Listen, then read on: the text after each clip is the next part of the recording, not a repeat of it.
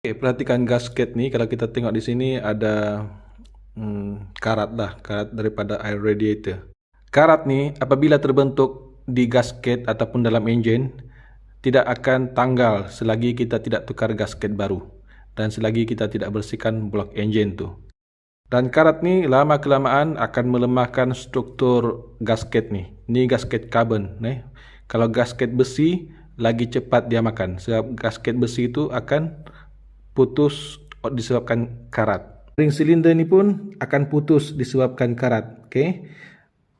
Part yang paling mudah terkesan oleh karat ni adalah bahagian yang macam ni lah. Okay. Yang mana ring ni agak dekat dengan lubang ni. Kalau kita perhatikan, selepas lubang ni adalah ring kan.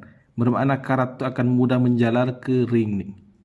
Sebab tu jangan gunakan air pipe, air mineral, air minuman walaupun dalam botol kan. Jangan gunakan sebab akan menyebabkan pengaratan.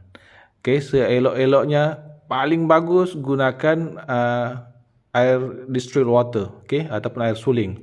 Kalau tiada distilled water, gunakan deionized water. Okay, tu lebih kurang. Sama lah tu, air tulin. Dan kalau kita perhatikan dalam water jacket ni, penuh dengan karat kan.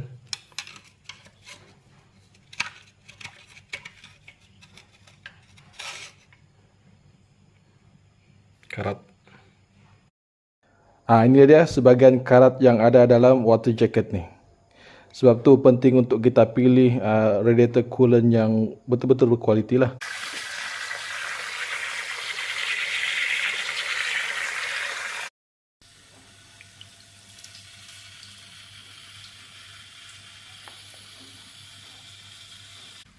So ini dia karat-karat yang ada dalam blok engine.